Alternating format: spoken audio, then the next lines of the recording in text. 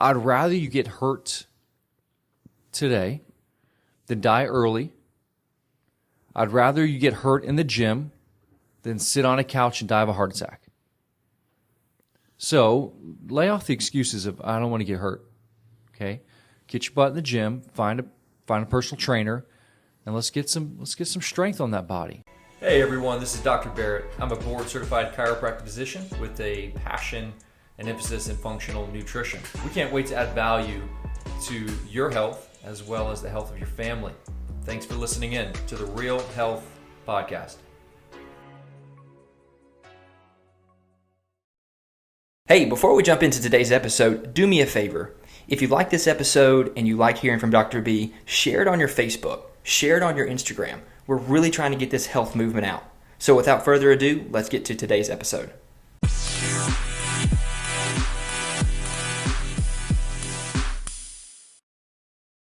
Hey everybody, welcome back to another episode of the Real Health Podcast with Dr. Barrett. We've arrived at 2023, episode 31. Hope everyone had a fantastic holiday season and a happy new year. We're in 2023. Dr. B, welcome to episode 31. Happy New Year. Happy New Year. Got down working out. How was your workout?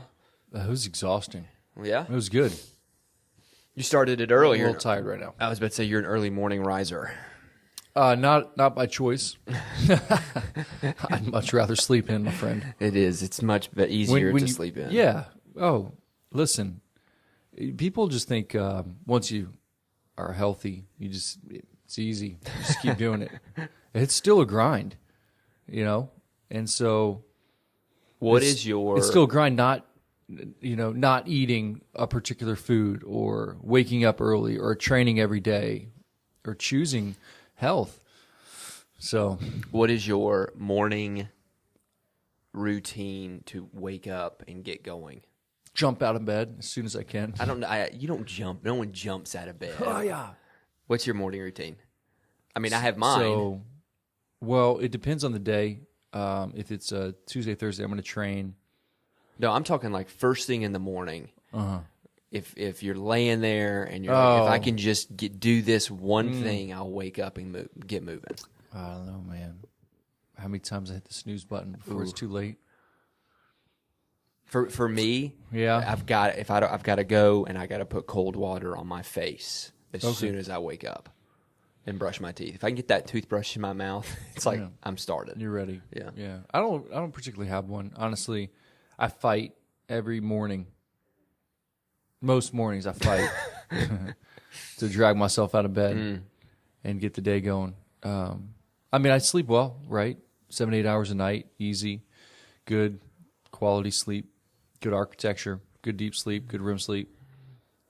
But man, when 4 o'clock hits, it's still in the middle of the night. It's still in the middle of the night. Yes, that is in the middle of the night, and you've got 3 youngins, and people that listen to this have youngins too, and I just said youngins, and I have never said that in my entire life. And so we have young children. Let's get into it, guys. Welcome to episode 31. But before we do, we ran a contest, and everyone that gave us a 5-star rating and a 5-star review, thank you. We really appreciate that. We ended the year with a ton of those, and we truly, truly appreciate your feedback. And the winner, Dr. Barrett, do you want to announce the winner?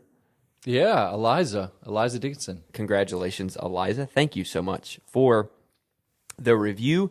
If you want to, you're more than welcome to swing by Armor Health and get with the ladies at the front desk, and they will get everything coordinated with you. But again, thank you, Eliza, for that review and for that 5-star. We appreciate it. Very much so.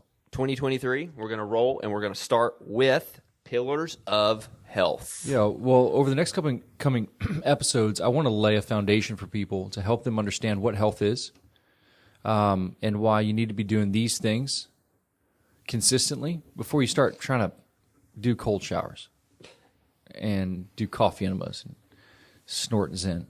It's one of the things where you're trying to, it's like you eat a camel but choke on a gnat. You're in a sense, we need to build foundational pillars for our health, and then once we've established a healthy foundation, then we can start, right, sprinkling on a little bit of cold shower, water, cold water therapy, or sauna or contrast work, right?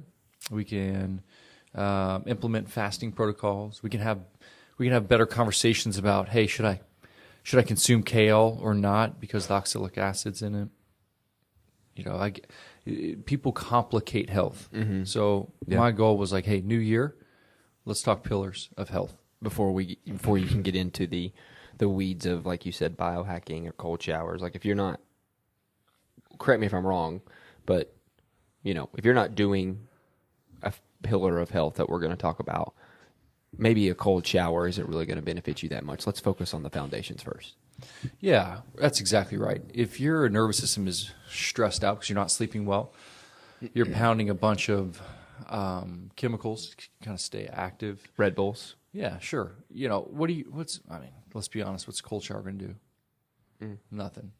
Cool. What do you want to talk about first? So I wanted to kind of come out of the gates with strength training and why it's so important.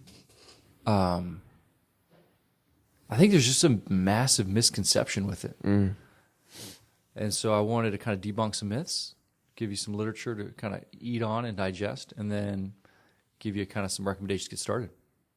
Strength training. I think I probably understand what you're saying as far as some of the myths. Do you want to bust some myths first, or do you want to speak to how you define strength training? Because, you know, some people may define strength training as bodybuilding or lifting heavy weights. Like, how would you define strength training? Yeah, just progressive overload, that we progressively overload the muscle so that it gets stronger over time. So that could be done with body weight by adding reps each week. It could be done with bands by increasing the resistance of those bands or increasing the reps of those bands or the sets of those bands total. It could be with weights. Squat 135 one week, squat 140 the next week. So progressively overloading the muscle so that it is forced to adapt and get stronger. That's strength training at the core. The research is pretty. It'll slap you in the face, and so here's one. If someone breaks their hip and they're over the age of 65, okay, 4 out of 10 people will die within a year. When we think about fragility, If you think about what? like fragility, being fragile, Oh, okay. losing lean muscle mass, it is we would even call it wasting syndrome. As we age, you see it. Older people eat like birds, Yes. and they don't do anything for their muscles, and they're just skinny fat. And it's so vital to have lean mass for longevity. Okay, so that's hip fracture studies. There's studies that go into your increased risk of mortality, early mortality, early death. So when we look at hypertension, we can go, if you have hypertension, it's about 20%, just that single factor alone. Diabetes, about 30%. If you are weak relative to being strong, 250% increase risk of early mortality. If you are, I will say, on the bottom part of a VO2 max compared to the top 5% of VO2 max within individuals, if you take a sample. Define that for the audience. VO2 max would be just it's an indicator of metabolic conditioning, so how well your cells utilize energy for endurance, high output training. So this is the huffing and puffing in the gym type workout. Got it. Okay. Okay. VO2 max. 400% increase in early mortality. So when we look at being weak and not having an engine, your risk for early mortality is significantly raised. This is, to me, the lowest hanging fruit that you have. Get stronger and and get your respiratory system firing a little bit more efficiently. Okay. I've heard a couple of things. As it's funny that recently I've heard them, and maybe it was because we were about to do this episode, but I had heard or read somewhere that one of the key factors that the older generation or the older people get put into a nursing home is because of thoracic lumbar movement. So they can't go to the bathroom themselves. And so that's one of the reasons why they don't have a strong enough thoracic to go to. I don't know if that's true or not. Yeah. It seems like that would be the case, though. Well, loss of mobility, stiffness, wasting syndrome, loss of lean muscle mass, not eating enough. These are things that'll put you in the grave. I mean, your body's slowly dying from caloric loss and lack of physical exertion. And so when you look at grip strength, you can just type in grip strength and longevity, and you'll see direct relationship. Yeah, you test someone's grip strength, and if they are weak relative to being strong, they will die earlier. Weak will die earlier. Yeah. So, okay, walking on a treadmill will not really, it really won't do much for you. I mean, yes, there's studies that show 8,000 steps a day. I mean, yes, I get that if we're talking steps. But if that's your form of training, it's not enough. Correct. It's not enough. Spend your time on strength training instead of walking on a treadmill. But what if I get hurt? Well, I'd rather you get hurt today than die early. I'd rather you get hurt in the gym than sit on a couch and die of a heart attack. So lay off the excuses of I don't want to get hurt. Okay, get your butt in the gym, find a personal trainer, and let's get some strength on that body. Okay, so lean mass building should be the utmost importance for anyone, especially over the age of 40. You want to build that lean mass because you know what? You're going to work your butt off trying to keep it for the rest of your life. I think a lot of excuses may lie in, well, I'm too old. I can't start strength training. I didn't do it when I was younger. I don't know where to start. I feel like those are some of the excuses that you hear when you get into the late 30s, early 40s. Yeah, for sure. But again, that's why you need to be coached so they can help defeat those lies that you are telling yourself.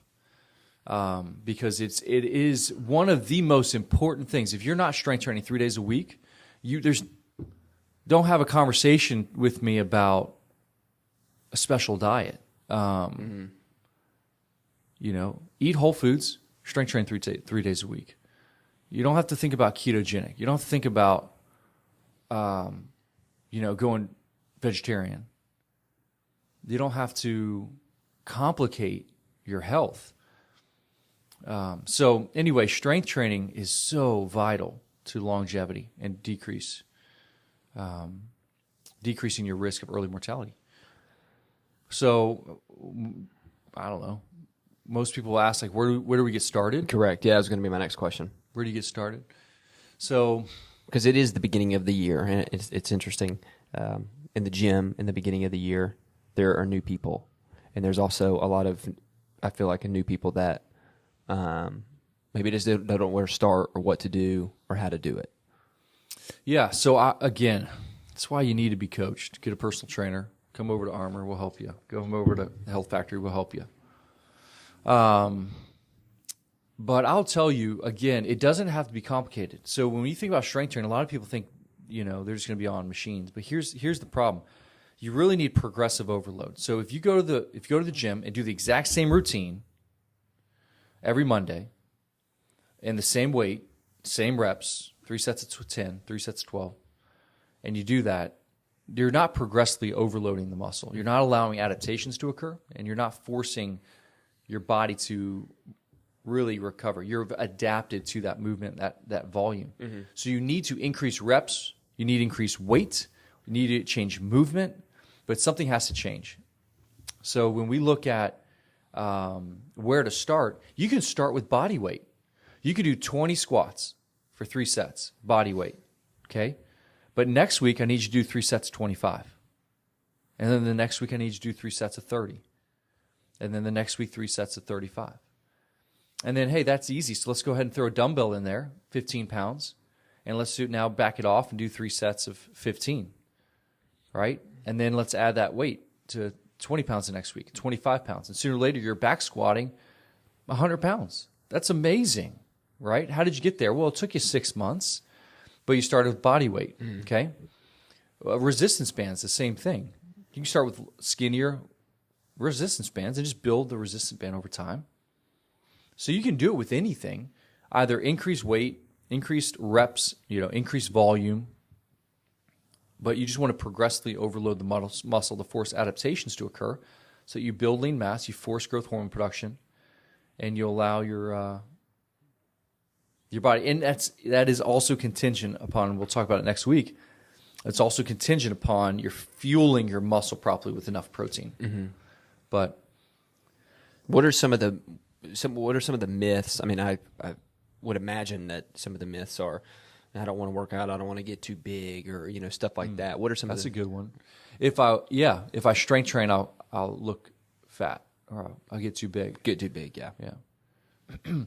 Strength training, which is absurd. Strength training, gaining lean mass, right, is the best way to improve metabolism, burn fat, and change body composition. So I don't know where you heard that, but I'm going to tell you it's a lie, and it's a common lie. Mm-hmm. How do you get skinny fat? Right? We talk about it. You just run on a treadmill and undereat, and that's what most people do. I was about to say that's what most people do. Yeah. So that's a big myth out there. Yeah. I heard.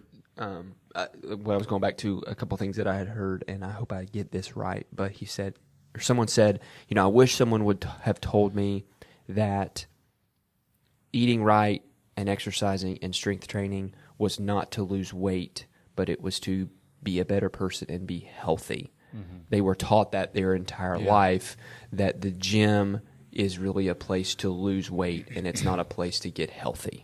That's good, man. Yeah, we all have body image issues, right? We look at our body and we want it to be different, better, leaner, bigger, stronger, whatever we want it to be. So we do have to come to a place of just like, hey, this is who I am, but working hard for overall health. Mm-hmm. And strength training is the most important, I believe, ingredient in exercise to improve body image and improve metabolism and improve hormones.